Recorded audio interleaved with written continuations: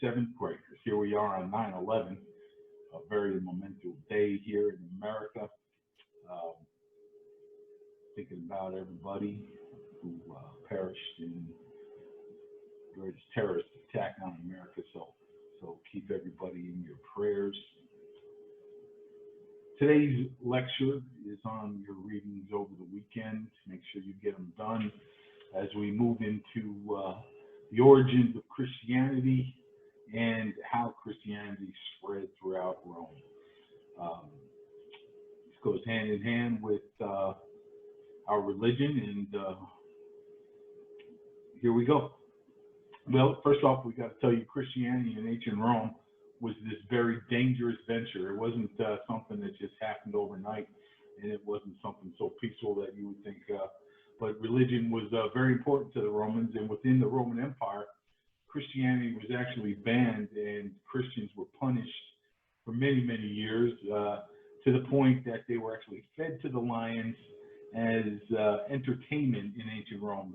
That's what the Colosseum was used for, as we saw, what's his name, Crow, with the Crow in Gladiators, right? They feed him to the lions, let him eat them. Okay, so it was a dangerous venture to be a Christian during the Roman Empire. The early converts, people converted to Christianity in ancient Rome, faced many difficulties. They were usually the poor and the slaves that were actually converting over to Christianity, and they had a lot to gain from being Christians, and they had a lot for bringing the Christianity faith to the forefront of not only Rome, but the whole world. So if a slave or a peasant, poor person was caught as a known Christian, they faced death for failing to worship the emperor, because everybody had to kind of worship the emperor, and that was at the earlier times that we just read was Augustus. It was not uncommon for emperors to turn the people against the Christians when Rome was faced with troubling times. They always blamed it on the Christians, So as we blame everything on the government, it's really no different today than it was then. We just blamed it on the Christians and not the government. So times change, but the same arguments always seem to be there. So in AD 64, part of Rome was burned down. It burned to the ground in these certain areas, and that was under Nero. And he blamed the Christians and people for burning the part of Rome down, and Nero blamed it all on them and proceeded to arrest and execute all the Christians he could. The dangers faced by the Christians in Rome meant that they had to meet in secrecy. So they usually used underground tombs, and they were literally out of sight from anybody, so they could actually worship peacefully. But Rome had a larger number of poor people within its population, and Christians continue to grow because of the large growth of poor people. In AD 313, the Emperor Constantine came to reign, and he made Christianity legal. And for the first time, they were allowed to openly worship their God, Jesus Christ. Churches were quickly built, not just in Rome, but throughout the whole empire. And in 391 AD, the worship of other gods was then made illegal. So we see a growing of Christianity and a movement away from false gods in the Roman Empire. The Romans went on to start spreading Christianity through the Crusades, and the Romans captured Jerusalem and destroyed the Second Temple in AD 70. The scattered Jews throughout the empire, which also allowed for Christianity to spread. So they went down, beat up the Jews, and then decided to take over and spread their religion. For Jews today, however, the defeat holds one of the greatest sources of national pride. Zealots were a fierce and uncompromising Jewish sect, and they refused to surrender. So the Zealots, one of the strongest sects of the Jewish religion, they held the fortress of Masada, located on a mesa which was in southeast of Jerusalem. Romans then laid siege to this fortress, But because of the size and the mesas, they were not successful in actually doing so. For almost 2 years, Roman soldiers during the Crusades worked on constructing a ramp to reach the top of this mesa, and they kept battling Jewish forces to no avail. And people and women were killed during this time, but finally the Romans breached the walls, and only a few people survived. The spread of Christianity lays in the hands of Paul the Apostle.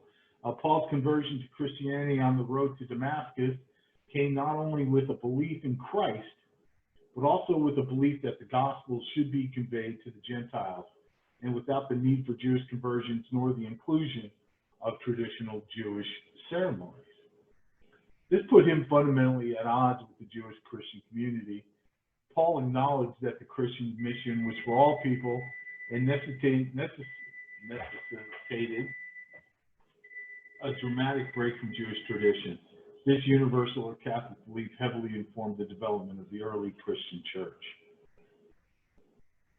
In the decades after Jesus' death, the Apostle Paul wrote many letters that are now part of the New Testament of the Christian Bible. Those were called epistles. Paul was a Roman citizen and sent these letters to small communities of Christians living throughout the Roman Empire. The letters show us that Paul and his fellow Christians were still figuring out exactly what being a Christian meant. These issues related to the exact relationship between Judaism and Christianity, and between Christianity and the Roman government. Don't forget the Romans. It was always a prominent part of discussion between everybody. Judaism had received the status of legal religion in the Roman Empire with formal protections. Although Christianity developed out of the Jewish traditions, it had no such legal protection. So Christians were not protected like the Jews were. Christians were occasionally persecuted, formally punished for their beliefs during the first 2 centuries, but the Roman state's officials' position generally was to ignore Christians unless they challenged the imperial or the emperor in his authority. When Constantine issued the Edict of Milan, which granted Christianity, as well as most other religions, legal status, not just Christianity, this was an important development in the history of Christianity because it was not a total replacement of traditional Roman beliefs, but an acceptance of Christianity. In 325, Christianity flourished because Constantine called for the Council of Nicaea. The Council of Nicaea. Well, that's funny because out of this council came what? If you said the Nicene Prayer or the Nicene Creed, you're 100% correct. This was done in which there was a gathering of Christian leaders to determine the formal or orthodox beliefs of Christianity. The result of this council was the Nicene Creed, as I just said, which laid out the agreed upon beliefs of the council. And so make sure you know the Nicene Creed, because it all came out of the era that we are studying right now.